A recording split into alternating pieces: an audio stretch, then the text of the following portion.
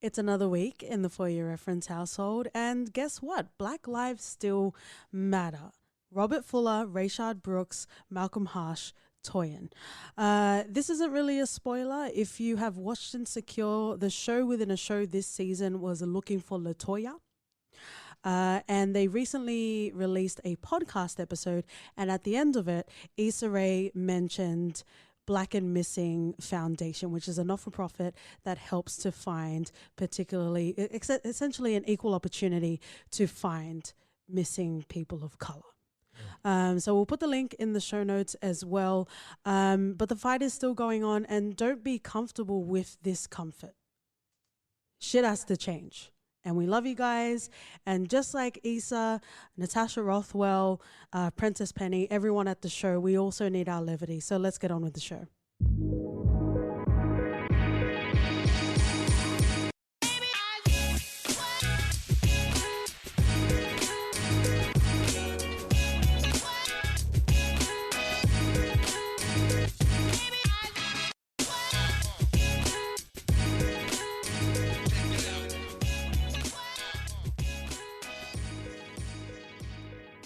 Hey, friends and lovers, welcome back to the For Your Reference podcast. You got your host, Katie. And Doti. And delete those texts and dodge your exes.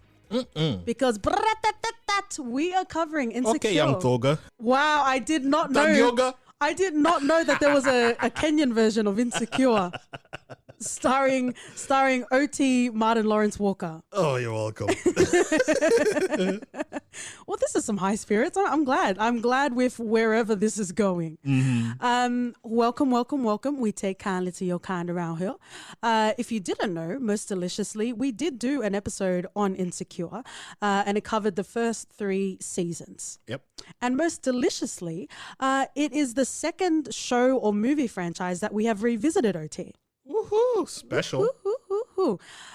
So very, very exciting. I guess that's also to say, if you want to hear us discuss the first 3 seasons of Insecure, definitely check that out. It's also the closest in a relationship podcast you will ever get out of the 2 of us. And it really just focused on Issa and Lawrence. I almost forgot that motherfucker's name. I wish he was fading out of sight. But unfortunately, that doesn't seem to be what's happening. I do imagine that we will, given the nature of season 4, I feel like we will go back to examples in previous seasons. But that Insecure episode is a great one. So, it's what the kids call a double feature. Strap in or strap on if you're feeling nasty. So yes. Everyone knows that I have had a one-way love affair with Issa. And I will always defend Issa until the ends of my ligaments. But I'm glad that in season 4 you finally saw the light. And because a lot of the time I'm like, come on, Issa's, she just had a shit go. That's an Australian term. She just had a shit go, right? And she was really given the short end of the stick, and I'm glad. It's unfortunate she had to go through shit in this season, but I'm glad you finally came up aboard on the Issa love train. Not really the Issa love train.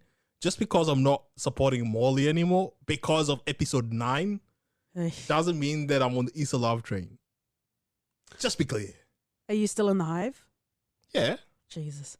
We also found out in the first Insecure episode that we covered that OT is the president of the Lawrence Hive. So I am not a fan. Accept registrations are open now. So, Yikes. Feel free to email your details. The future deadbeat dads of the world.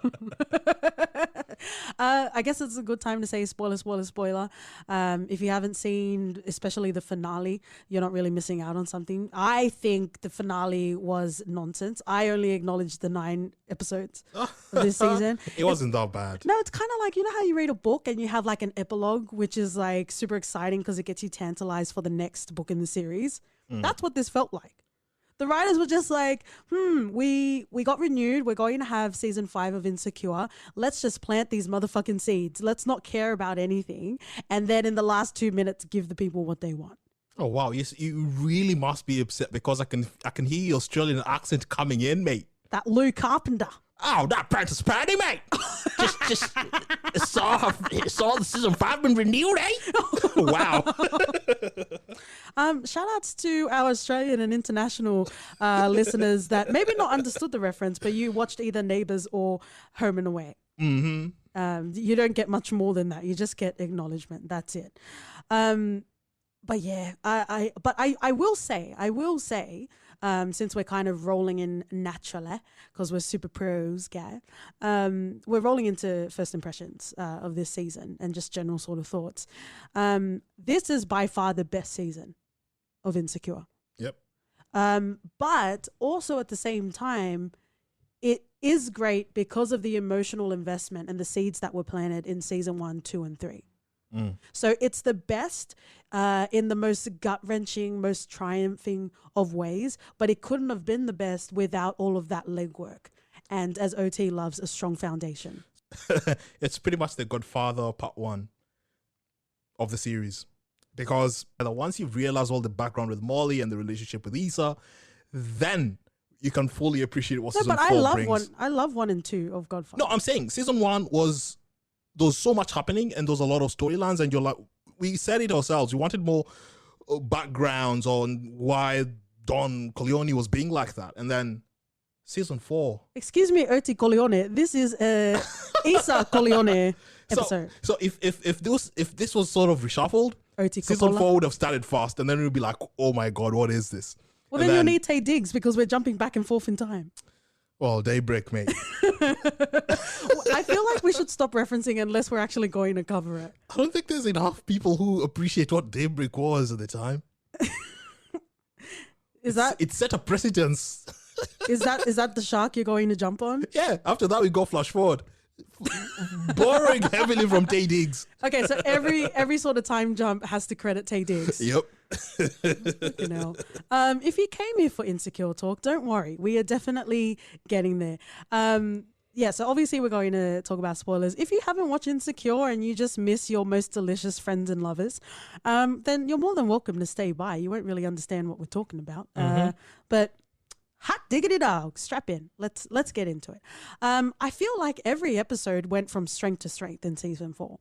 Yes. I don't like 10, but I guess we can leave that right until the end of our discussion. But I really appreciated how every episode had a theme that it wanted to capture, and it executed it beautifully. Yeah, it really did, low key, you know. High key. Did I do a slang, kids? All right, fellow kids. That's a 30 Rock reference. Thank you, OT.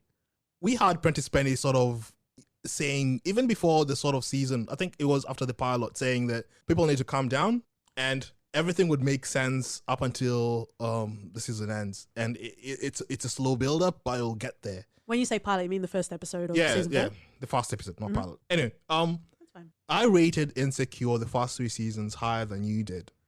How dare you? What if Issa listens to this? I rated it higher than you did, but for them to elevate it to this season, I didn't think they were capable of doing that story-wise. I thought we'd already sort of... Like, I thought we saw... got in the picture of what Issa would be. Yeah. And what Issa is... No, I don't agree with that. But No, of what Issa would be and is in the show with her events. And we know how Issa is in terms of how the problems she faces. And we've gotten 3 seasons to back that up. I'm not liking where this is going. No. Like I pictured season 4 completely different from what I watched, and it's a good thing. I'm not saying it as if it's a bad thing. Like, I think that's wrong because hang on, how dare you? First of all, second of all, how dare you again? I think that's wrong because I think what you're trying to say is we didn't expect much from Issa. Don't mansplain me. Okay, friends and lovers, this perfectly captures our dynamic that I am as the woman is mansplaining to you. Because you're currently holding the dildo. Oh my. Oh, wow. The garden variety? Yeah. The Archer kind? What? If you didn't know why we're called For Your Reference, that's why, motherfuckers. And if you didn't know why we had the explicit tag, that's also why, motherfuckers. But yeah, I don't know, man. And I feel like, tell me if my feelings are wrong, because that's what men like to do. I feel like what you're trying to say is Issa was just going to be complacent the way that she's been these past seasons. And if that, well, do you want to confirm or deny that, sir? Not necessarily. Okay, good for you. Because even in season 3, we see her striving to do more. You know, she was no longer at "we got y'all," right? So she had already started to move those cogs. So I think to say that you weren't expecting her to soar the way that she did, like a phoenix rising from the Lawrence ashes, how dare you? I didn't expect her to do that or to push through, especially losing her support in Molly. See, and that was Molly's problem. Yeah, and that brought a new dynamism to Issa as a character. Okay, so we could do this episode by episode, but I think the most effective way would be relationship by relationship. So let's talk about Molly. Let's talk about Issa. But I think the best way to do it is let's focus on Issa as a character. Let's focus on Molly, and let's see how, unfortunately, they entangle each other. So, you know, everyone loves Issa, and I will hear nothing of it if you don't. Don't besmirch my queen, Issa, in the For Your Reference household or otherwise. But she really was. She was complacent. She was in a 5-year relationship where she wasn't happy. And episode 8 really, it cajoled me in all of the ways that it needed to. It was the reprieve. It was the healing that we need to have. So we have her at the start of the series where she's complacent, you know, in every sense of the word. She's kind of not consciously aware of what she's doing because that's how she's dealing with it. And we've all been there before, right? She's dissatisfied. She's not happy in her relationship with Lawrence. Lawrence, well, obviously it's warranted. He fucking forgot her birthday. But anyway, we have a whole episode talking about how terrible Lawrence is. So a very balanced discussion. So we have Issa in a romantic relationship where she is not happy. She's complacent. She's kind of just riding by. And then she's also in a job that she's not necessarily passionate about. Right. So she's kind of living vicariously through Molly. And she's not really taking her life by the cojones. Right. That's kind of the Issa that we knew for 2.5. OT might say 3. I'd say 3. How dare you? But what we see is there is a shift in her. You know, cheating, whether it's right or not, it was right for their relationship and them to grow as people. But obviously, morally, ethically, it's wrong. But we're in a TV show, so we're living in our fantasy land right now. So what transpires out of Issa cheating happened for the best of her and Lawrence, right? So you have Issa being like, actually, no, it was the inklings of, I don't have to live the life that I'm half living. I can actually live it fully. It's going to be harder and it's going to require me to bring more effort than I've ever brought in the last few years. I think there was interviews that she was doing for We Got You, and no one realized that she had worked there for that long or she's in the same sort of position. So I think that was also a wake-up call for her as well. And we have a lot of romantic entanglements. Shout out to Daniel. I don't think we're really going to talk much about Daniel because he wasn't in this season at all. But she leverages strength and she leverages networks and connections. And we see that with Condola when they go to they call it open air film screenings in Australia. I'm not sure what they call it, but it was that Kung Fu sort of movie, right? That's where she met Condola. And then we also have her meeting Nathan. And Nathan really is, and I will fight you bitches, Nathan is the catalyst for her to take that leap. All right. And the bitch speaks. You want to fight me so soon? In any case, I'm just painting the picture of her character development, right? And then we have her coming into her own. You know, it feels great. It feels good. She's struggling, but she's still doing the best she can. Right. She becomes like the equivalent of like building management for the apartment complex. So that's where she's earning her money. She's, you know, planning the block party. She's doing all of these events and she's really just bringing everything to come together. I also want to point out that it wasn't a smooth sort of sailing for Issa, you know, late season 3 all the way through to season 4. But the difference is who she was as a person. She valued her passion and she worked that extra bit harder to get there. Yes, so Issa... Where's that butt? A great ass! I have qualms with Issa. I've had qualms with Issa, and I have qualms with you, but here we are 10 years later, my love. Clearly. But with this season, what we see from Issa is completely different. In that she gets someone in Condola who's sort of like a Molly, a successful black woman who's holding her own and doing her own thing, you know? Yeah, I agree. And Issa looks out to Condola, and you could see this bond and friendship brewing. Mm-hmm. The only caveat is that, of course, they have to add an extra complexity where Condola is actually Lawrence's new girlfriend. Yeah. It always gets so incestuous, shows, hey? Maybe not Game of Thrones. It's not really incestuous, is it? No, but like all of the storylines always have to connect to each other. Yeah, not Game of Thrones incestuous, but it still gets incestuous in the sense that there are no, like all the characters know each other and they all, you know, tickle each other. Yeah, true. And for a minute, I just wanted Issa to have a friend apart from Molly, who we know Molly has issues, but I was always the fact that at least Molly would be down for Issa regardless. Mm-hmm. And that's what I thought. We're going to come to Molly. Yeah. We're definitely going to come to Molly. Yeah, we'll get to Molly. I have a lot to say. But that changes as well. And you can see Molly's behavior and reactions towards Issa and Condola's friendship, and you can tell there's something wrong. And there's a rift building up. Yeah. So that was some serious sort of uncharted territory we've not seen before in the show. Oh, yes. There was a dynamic shift, definitely. Because now Issa is trying to be this strong, secure, financially, and, you know, and that's completely outside the norm of what we know of this show and what we know of Issa. Yeah, it would be that she's going against the title. She's becoming secure. Yeah, they should just call this secure like that. Is that a jingle? How much are you going to charge for that jingle? I love it. That's why we're not a jingle podcast. For your jingles.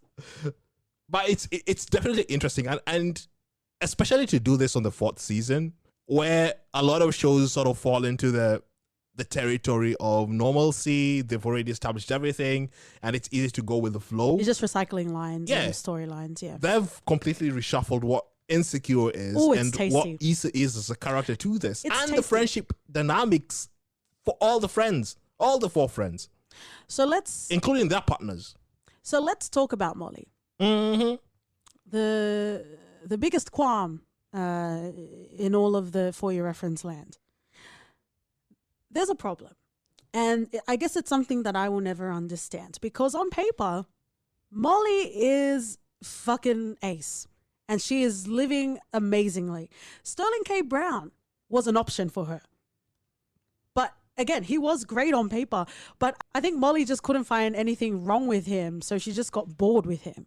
Right? She has this unresolved complex where she wants love, but she's not able to receive it in any sort of meaningful manner. Yeah. Right? And we see that time and time again. She lives in this, not necessarily delusional, but a very naive sort of sense of what the world is, you know? She still functions on the basis that her parents are perfect and they're not humans. And yeah, the dad cheating obviously affected her mom, but what the fuck does that have to do with you? It literally sent her into a spiral, and that's where she and Drew were stabbing each other. You know what I mean? Like, oh, Drew. I'm so glad he's in games people play, Saronis Jackson, so we don't need to see him in Insecure. But Molly, I don't fucking understand her because she is successful professionally. Obviously, you know, especially as a lawyer, she would be earning quite a lot of money. She's able to buy herself all of the best things, and she definitely deserves it. And we've seen, you know, even when they go on their trips away, even to Malibu, she's always working, right? She's very successful, she's very driven, and she knows exactly what she's doing. She takes care of herself, right? Not just you know, professionally, but she physically takes care of herself. She is gorgeous. Love you, Yvonne Orji. Molly is gorgeous, right? She's gorgeous. She's successful. Why the fuck is she so miserable? Right? And I think that also points to, it doesn't matter how rich you are. It doesn't matter how successful you are. People hurt and people feel shit. But I felt like all of that was self-inflicted with Molly. And if that's not the case, then perhaps they need to give us some more dimension, because time and time again, she is that 5-year-old that can't understand that we as humans are complex. Yeah. And sorry, I need to continue because I'm gaining steam right now. But with Molly, her as a friend, I'm not even talking about her as a lover, her, if you'll pardon the reference, her as a friend, she and Issa worked when Issa wasn't doing so well in her life, right? Which is cute. You know, all of us keep, you know, if you're still using Facebook, or back in the time when we used to Facebook, we used to keep people that weren't doing so well, that we went to high school with or college with or whatever, because it makes us feel better. You know what I mean? Like there are those people you just watch and it just makes you feel better. But Issa was such a good, close friend of Molly. So I don't know, it's just confusing to me that everything that I felt about Molly manifested itself in season 4. She's the type of friend that just can't be happy for you, especially when she's going through shit. Shit that is self-inflicted, mind you. Man, this is a Molly episode. We're definitely going to focus on other shit, but I wanted to bring the comparison there, because we have Issa where she wasn't doing so well in the first part of the series, first half of the series, and then we see her struggle, continue to struggle. You know, there were moments with Issa where you're just like, come on, get it together, right? You've learned this lesson. Stop looking at dick pics. You're going to get into a car accident. Do better, right? And it's so delicious to have that character development with Issa, right? And then again, we have that dynamic shift with Molly where she's not doing so great in her life, right? Everything that Molly has been saying isn't great, right? But if we fast forward to the last episode of this series where she's talking to Andrew, all of her feelings were valid, right? But the problem that Molly has is she doesn't allow other people to have any feelings. It's only her. Because she's justified. She's justified. And obviously she would feel a way about Condola, because Condola is, yes, very successful. I would say, though, no one ever makes it in life on their own. Everyone needs networks. You know, to be tangibly successful in any sort of sense, you need to be able to network with other people. So I don't think that's a problem. The reason why Molly started to get a bit bitter was because the success that Issa was experiencing, she had nothing to do with it. She didn't contribute to the success that Issa was experiencing. Agreed. And I think one of the sort of comms I had with Prentice is that... Why are you really going for Prentice? No. You're really uncorked right now. No, there was zero character development on Molly's part. The Molly of season 1 is the Molly of season 4. She's the same Molly, yeah. And that's an issue. That's an issue, especially when everyone else has developed in some way. Actually, she's the only one. She's the only one that just stayed the same character. Maybe because we were introduced to Molly when she's super successful, they felt that there's no need to develop her as a character. What's the opposite of a plot device? Because that would be her. We'll call it a Molly device. Because you could pretty much take the Molly of season 1, episode 1, the pilot, and place her in this scenario and situation, and she'd behave exactly the same.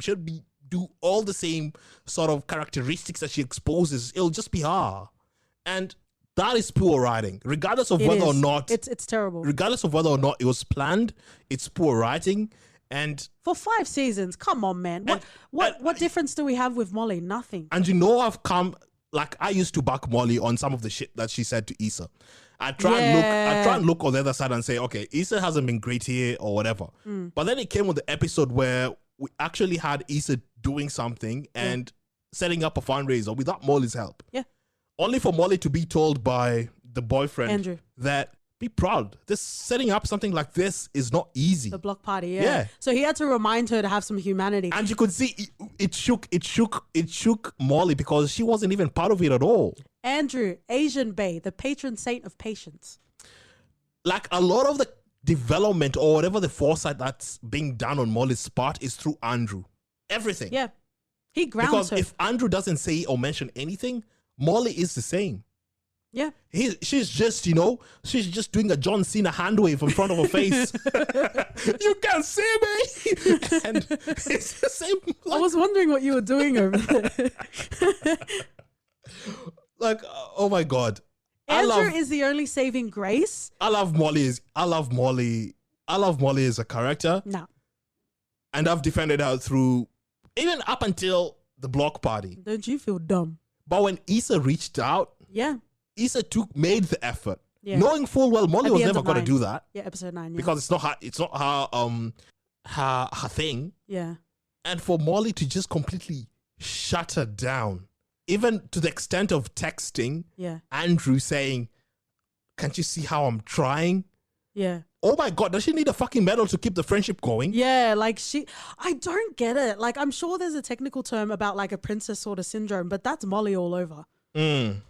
And you're exactly right. Nothing has changed from Molly in season 1. Yeah. At all. All of these entanglements that she's had along the way, meant nothing. How about Jadena? Even Jadena, yeah. When he was like the +1 and she was begging him, and then he obviously didn't want to be there. That's just ridiculous. A fun fact, Miguel was actually supposed to be casted as Joe. Nah, Joe is really hateable. If that was Miguel. It would be interesting. No, but it would be interesting to see Miguel play Joe. You reckon? I don't know, but I don't think we would have hated Joe because Miguel's such a cool guy. That's what I'm saying. Who's the character that plays him? Saronis Jackson. He's got a really fucking punchable face. Yeah. If that was Miguel, nah, it won't work. It won't work. Well, it just He had to be sleazy and skew. Yes. Like he just plays the part. He is the part. And literally. you can believe Drew is exactly like that. Miguel would be well, like... he was outside of the show. He got one of the Tasha pregnant, right? There you go. Well, there you go. Saronis or whatever. We're also the Gossip Podcast, friends and lovers. But let's talk about Issa and Molly specifically. I was frustrated, and I've been frustrated for 5 seasons with Molly because again, even added an extra season on there just to add your frustrations, eh? No, Issa sent me the Quarantine season 5. She's like, stop messaging me. But with Molly, she is a fucking problem. And the fact that even when she went into therapy, I think it was in episode 9, but it was like later on in the series, she went into therapy and she was just complaining about Andrew the whole time. And, the therapist was like, is there anything you could have done differently? She's like, no. Like, obviously, she just didn't want to do the work. And what was really interesting is the word I will use, but I guess there's a better word to say it, was when Andrew was trying to break up with her. And then that's finally, wow, I understand the depth of therapy. I understand I need to change. What do you need me to do, boo? I'll cater to you. What do you need? And none of that was work that she wanted to put in with Issa. And even Andrew was like, what are you fighting for right now? Maybe we're just not a good match. What are we fighting for right now? Yeah. And I don't get it. Like, OT is patient, but I don't think he would be that patient if I was Molly. Like, I don't think he would be that patient with me. But he always had to be the wise one, the calm one, the one that always appeased her. It was always on her schedule. Yeah, right? Always on her schedule, always on whatever Molly wanted, it would be done. Yeah. If he wanted to invite Molly to a dinner event, Molly would shut that down and it'll be the end of it. But for Molly, he has to bend bloody backwards for everything Molly wants to cater for. She just dismissed it. When he said that he's done and he doesn't want to go to another bar or whatever, she couldn't understand it. She was just so incredulous. She's like, what? We're already out. You know what I mean? It's fine that she didn't want to, be around the brother or whatever, but you need to grant the same graces, girl. Oh, yeah. To Andrew. Right? Because obviously no one's condoning what Victor did. That was a shitty thing, and I hope we get some time to talk about that. But it doesn't matter. Whatever it is, whenever you're in a relationship, you need to compromise. And I think Molly sees compromising as losing her sense of self. Like, that means I'm weak because I'm giving in to this man. And it's a lot to do about her perception, I would say, because she understands so fully that she's entitled to her feelings, but then no one else is. Make that make sense, because it doesn't. And it's really interesting about Molly, and we mentioned it in the other Insecure episode, but as modern in quotes as she is, she's working successfully in a high position. She has an assistant that she's looking to fire very quickly. She's made enemies at her work, but it's to the success of her, building her career. She's done so much, and she's dating. She's not being super exclusive. She's seeing multiple people at a time, and it's very modern of her, right? But then there's also this very naive conservative side to her. Which doesn't make sense. You know what I mean? She's like, I want to do this, this, and this, but this is how the world should be. And it's like, no, girl, you need to wake up. Oh, yeah. Like, I feel sorry. You sound tired. I feel sorry. I feel sorry for Molly the best of times. Like a No, lot I of the definitely times and a agree. lot of situations, I feel like she just can't help herself.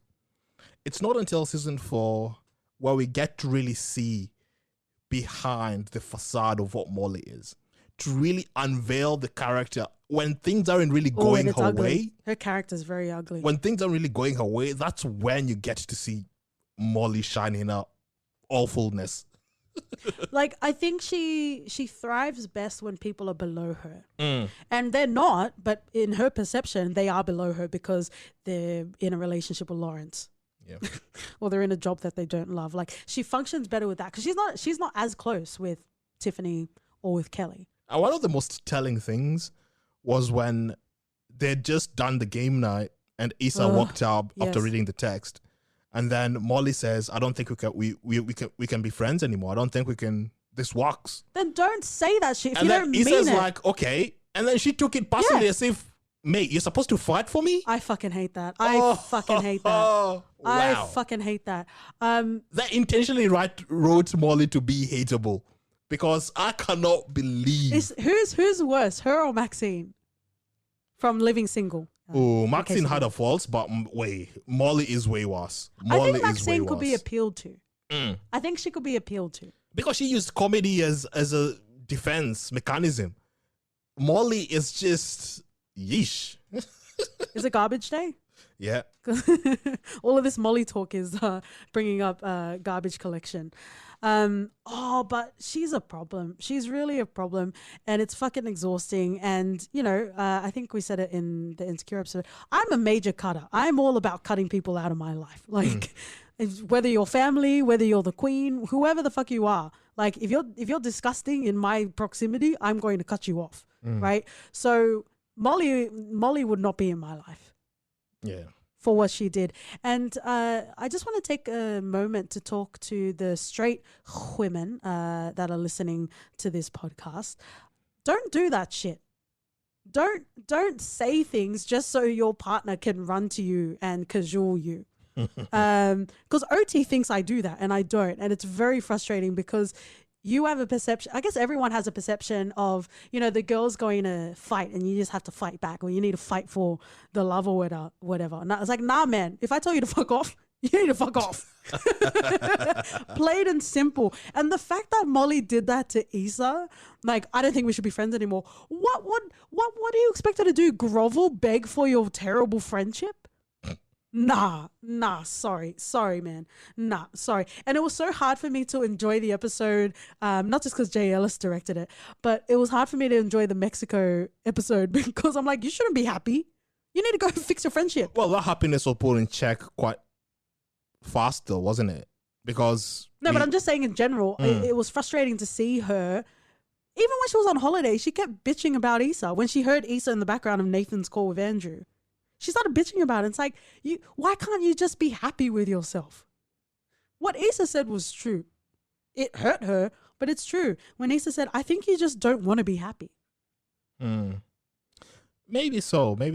What scenario does Molly need to be any sort of semblance of happy? Like, what scenario would she want to have? I really have no idea that. Because she's I very... don't even think the writers know what exactly would make Molly happy. She's very ambitious, so I don't think she would do well with being a full-time mum. I don't think she's that sort of woman that would be a full-time mum. But then she yearns for it? I don't know. I don't... And it's like, it's not even that she's complex. She's so simplistic that there's nothing to pick from her. It's like the opposite. Maybe so. Wow. But let me throw you this question then. Issa's stuck. She needs someone to come and play at a concert. Yeah. Oh, we're diving in. She asks Molly for help. Molly says, nah, man, I'm at a weird place with my boyfriend. I don't want to throw favors in at the moment. Okay. Issa goes behind Molly's back. I don't agree with those words, that vile garbage you're saying, but anyway. Oh, behind the back. It's behind the back whenever you want to look at it. You like behind my back. The view is awesome. Issa goes behind Molly's back. The question is, would you have done the same? Okay, well, you framed it terribly. So in that case, I don't agree with what you're saying. Let me set the scene. Said it away in a way that glorifies Issa's behavior. You need it. You need it. Are you looking to have your own podcast? Because you're going the right way about it, my love. So, Issa is struggling, right? To plan any sort of event, you need to plan for the fact that you can't plan for everything, right? All this schoolboy cue, it just falls through, right? So she's in a rut. She's trying to figure out where to get her headliner. That is the situation. At that point, it wasn't explicitly said that they weren't cool with each other, but there was an uneasiness between them. I think this was after the Thanksgiving episode where they didn't talk, right? Mm-hmm. They were supposed to meet up and have that big conversation, and then it became too big for them to face, right? Mm-hmm.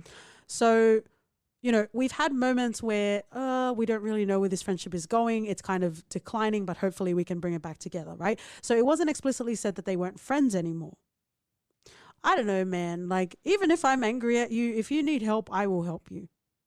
But that's just me personally, because I'm the best ever. But anyway, that's not a podcast that we're doing today.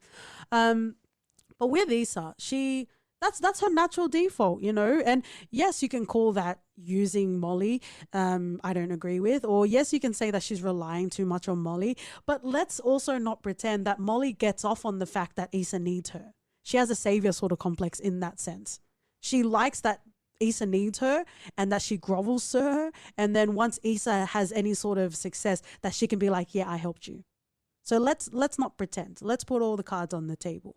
To say that Issa was going behind Molly's back, I don't think is fair.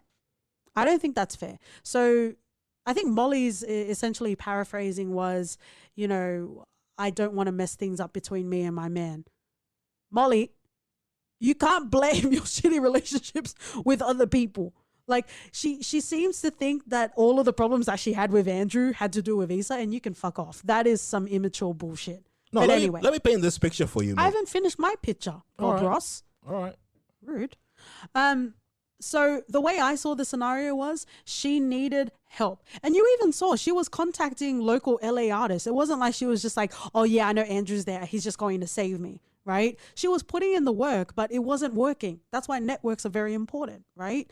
And let's also not forget that Molly knows Andrew via Issa with Nathan.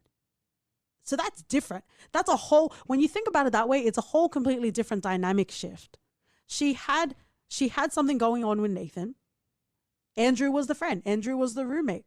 And then Molly and him, like, okay, cool. You don't have to always acknowledge that, but let's just acknowledge it in that sense, because she didn't even ask Andrew. She was talking, confiding to.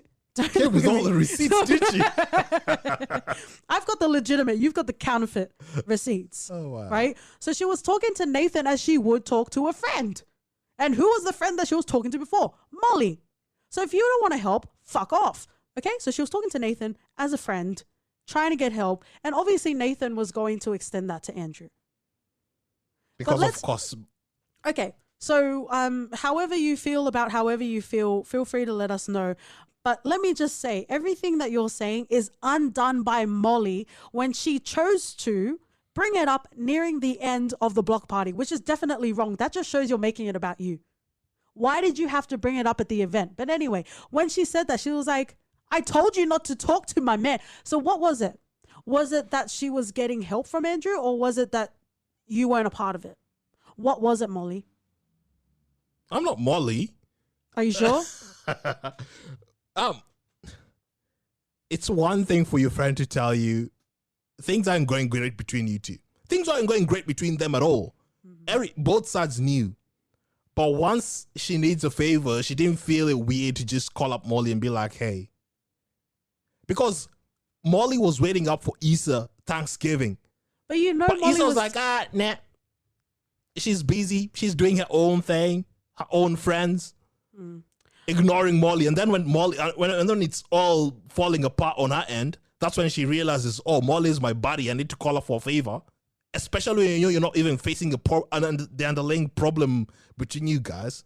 Mm-hmm. I found qualms with that. I'd be like, peace off if that was a friend of mine.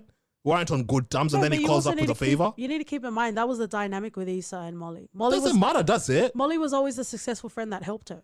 But this is, to Molly's mind, this is classic Issa, isn't it? Yeah, but classic Molly is her enjoying that.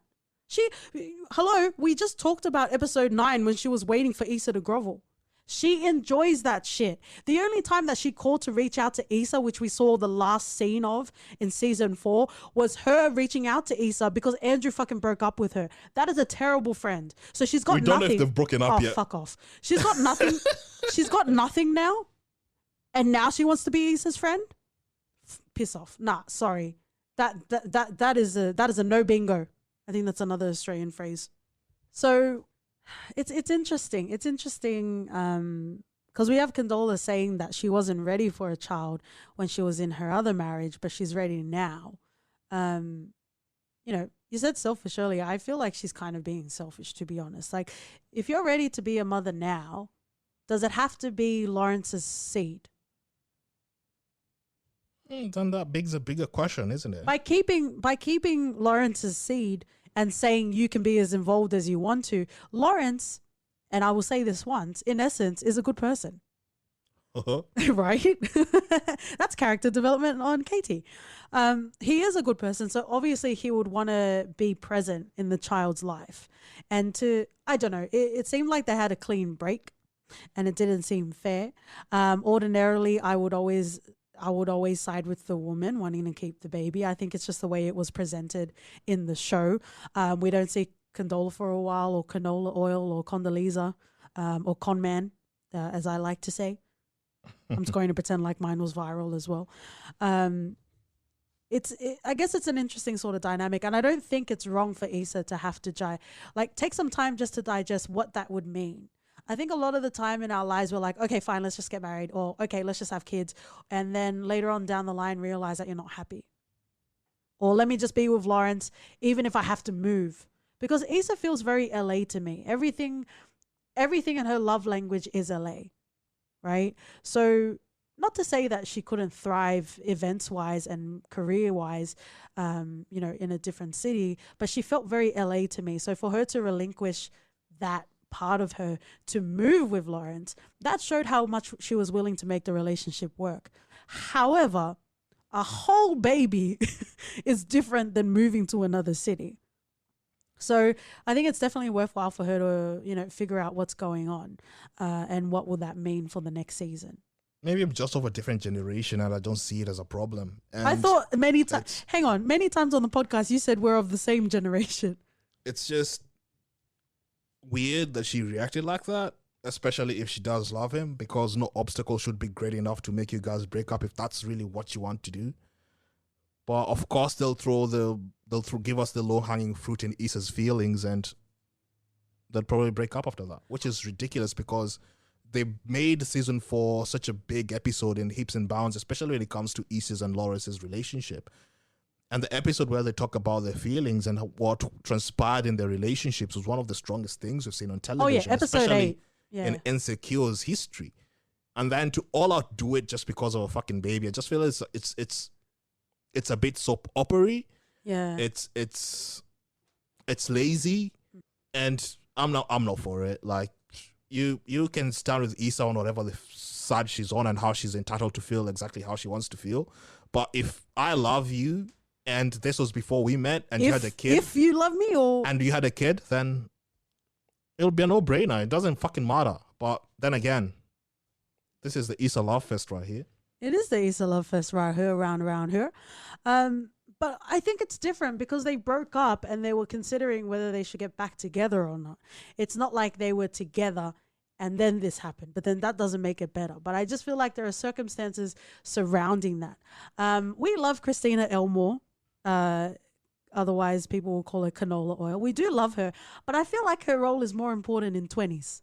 So we should see her in 20s. Come to think of it, her character in Insecure and also 20s, it's kind of similar. Is very similar. Right? Yeah.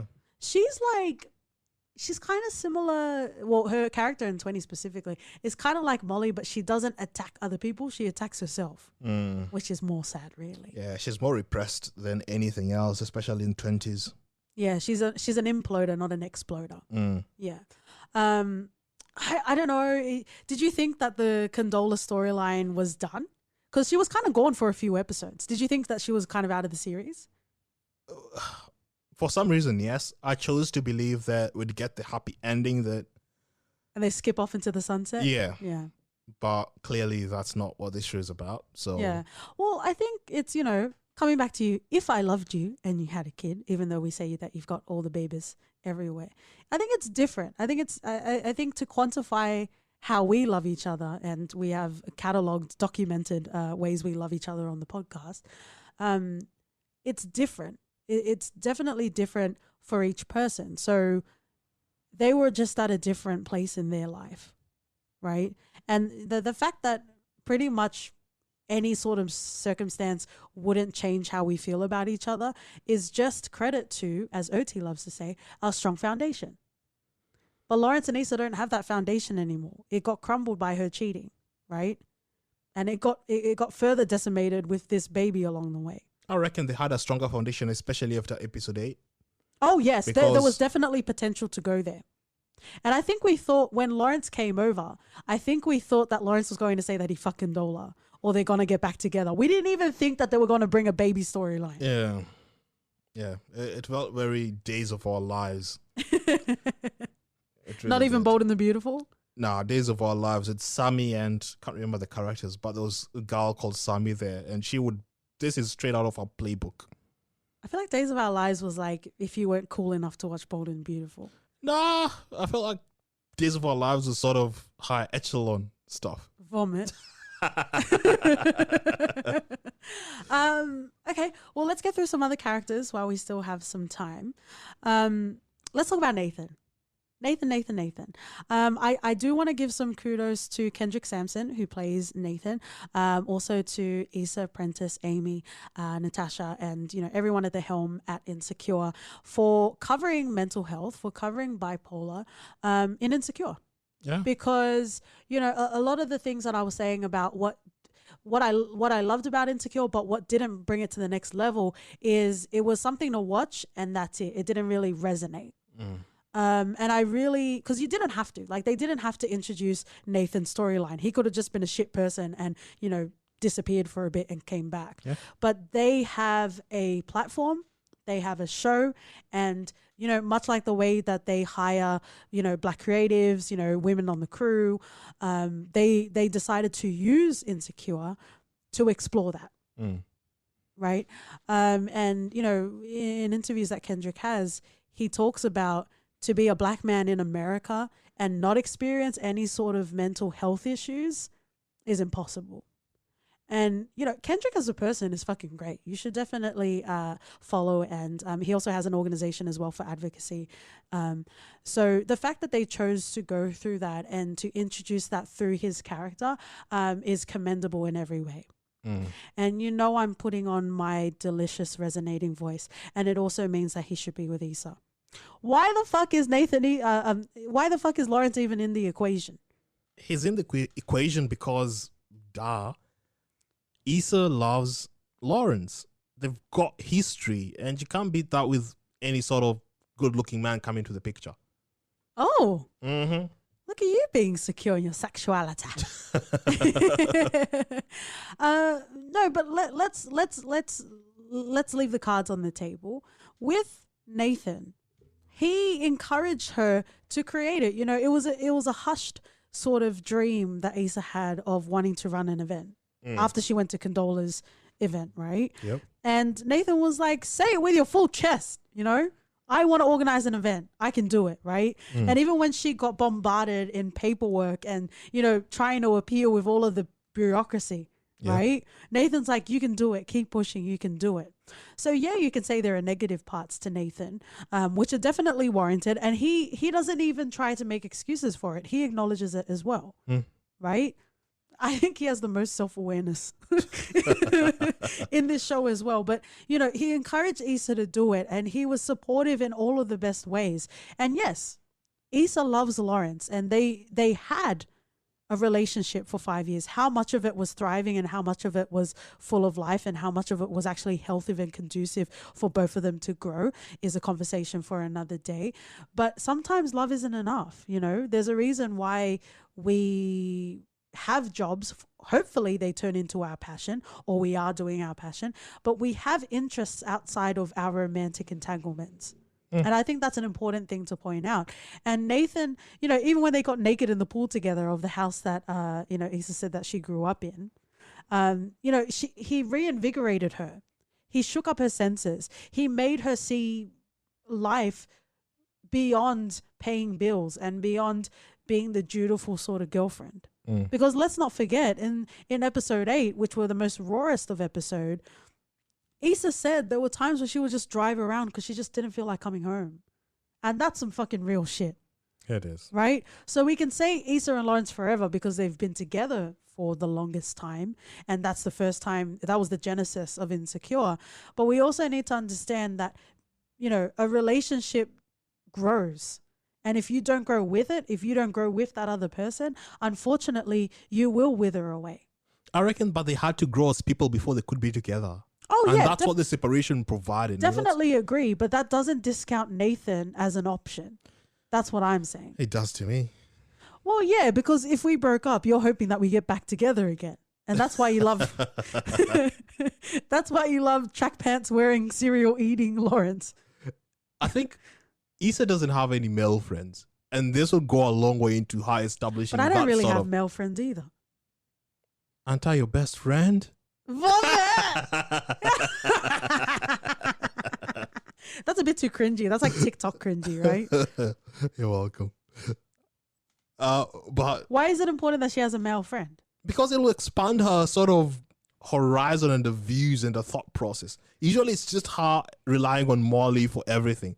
But here you have Nathan, who's supporting her in a career in a sort of positive way, reinforcing the belief that Issa is capable, rather than just, you know, the sort of mundanity it is with Molly at the moment. Yeah. Nathan provides something different. And if you just start mixing that up with relationship, and it just makes things ugly. And I'm all for Issa just having a platonic relationship with Nathan because it seemed like it works.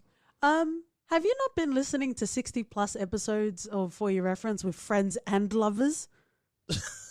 I'm addressing you, OT. I'm addressing you as my friend and as my lover. Oh, not best friend. Football friends. That's an In-Betweeners reference, which we do have an episode on, which you should check out. I don't know. You have a really weird point of Issa needing a male friend and it needs to be Nathan. I don't fucking understand that. Like, it works. Like, what part of it, you seeing them together being friendly, Excuse me. When Issa came over to help him move, he wanted to fuck. He was in heat. Like, you could see Nathan was ready to give that good D, right? And Issa was like trying to run away. And then Nathan was like, at least, you know, the one that you cheated on, like, is that who you're with now?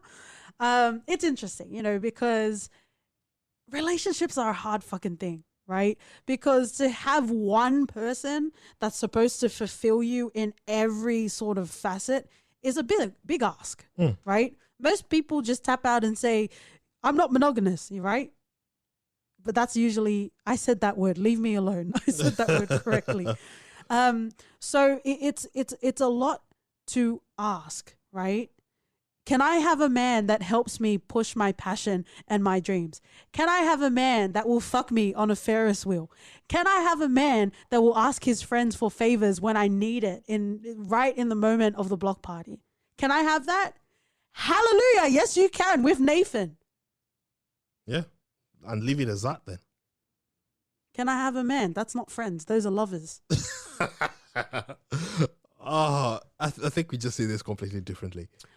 I just appreciate the clarity of Nathan. And he's like, yeah, I'm going through some shit right now, but I'm going to be okay. I'm sorry that I hurt you, Issa, but I'm going to be okay. Didn't Daniel used to try and talk up Issa as well with the music and stuff?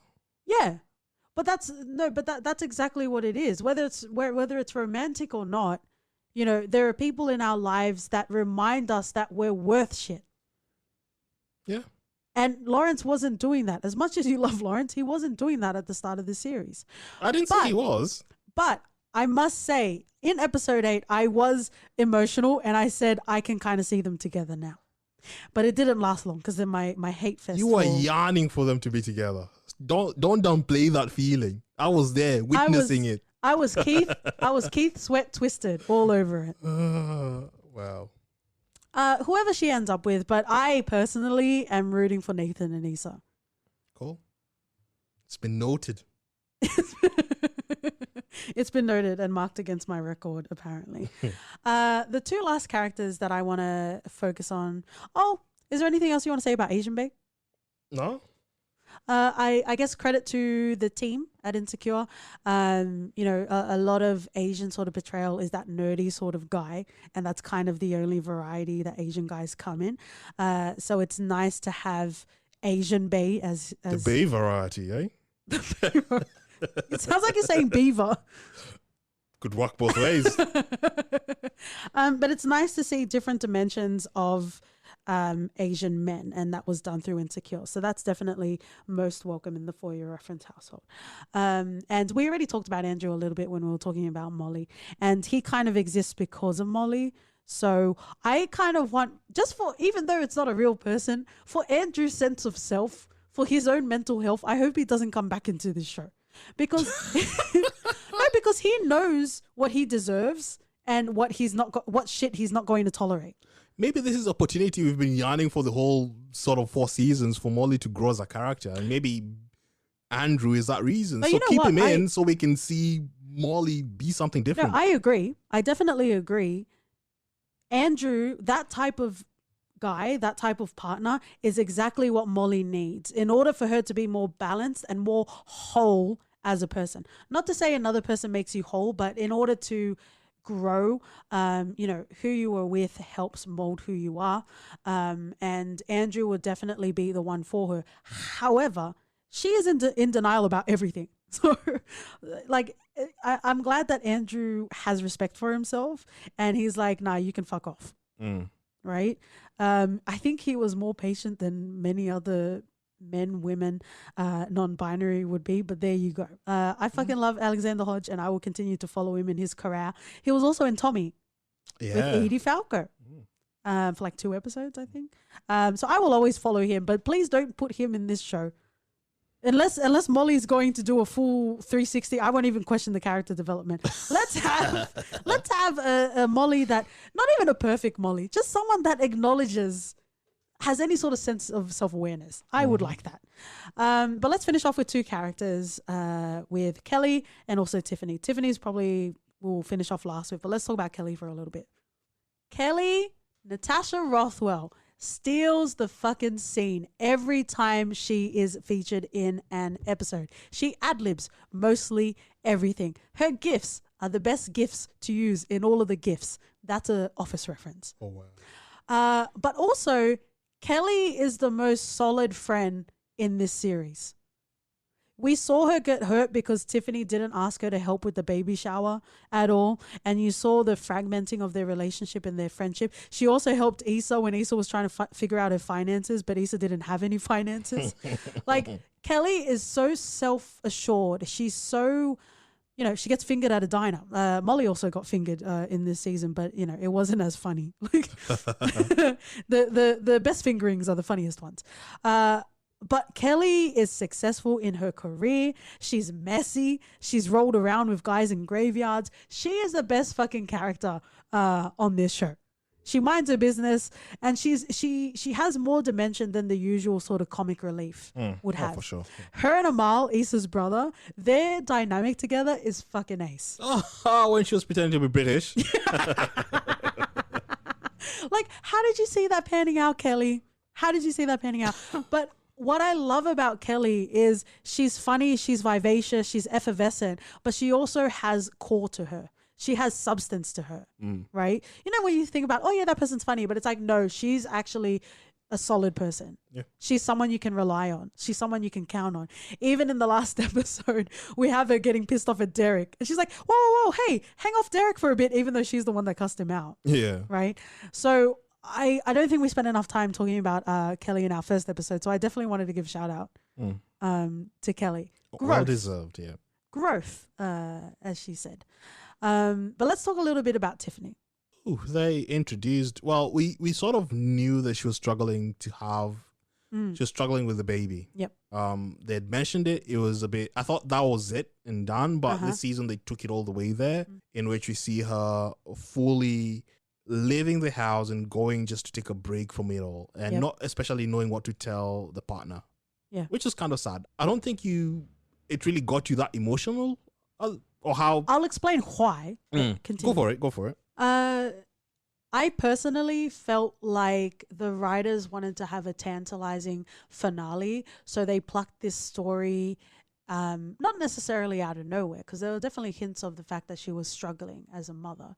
But I felt like if you're going to have a story about deep pain, postpartum depression, you can't do that in a 20-minute episode. And even then, it wasn't the whole episode. It was most of it, but it was 10, maybe 15, not even 15, because they had maybe 4 other scenes aside from this main story. So they had 10, less than 15 minutes of deep emotional pain. We speak about frame of reference a lot on our podcast, and I am not a mother. So I haven't given birth, and to a further extent, I haven't experienced postpartum depression. So what would have been helpful for me to understand the pain was to actually go through it and experience it with her, right? I can read articles, I can watch interviews, but that doesn't really hit home to me, specifically in regards to Tiffany. We talked about the wind down earlier. Amanda Seales talked about how she tried to let her nails grow out because Tiffany was very put together. Yeah. Throughout the whole series, she was a bougie friend, right? And, even with her photo shoot with her being pregnant, which Amanda Seales, I think she tried to keep those as well. We have some real fucking moments of Tiffany, but I feel like this show doesn't really delve beneath the surface of what it presents. Even in the sense with Nathan as well, I feel like they could have dived deeper into that. If Nathan is in the next season, maybe we will see more of that. I think this show is good in, portraying what it's like, but in regards to the excruciating pain, like the level of intensity of pain, I don't feel like that's done very well in Insecure specifically. Yeah, maybe, and hopefully this was just them opening the door for them to further explore this in season 5, because definitely Tiffany would see her back, and her story hopefully is not done with that. I think that's also a problem. Issa, please don't listen to the rest of this. I think part of the problem that I have with Insecure as well is they don't really flesh out the characters beyond what you need to see. If we're shining a spotlight in the castle of Insecure, they only develop the characters within the frame, nothing else behind us, right? That reminded me of Teddy Perkins. Bring Atlanta back.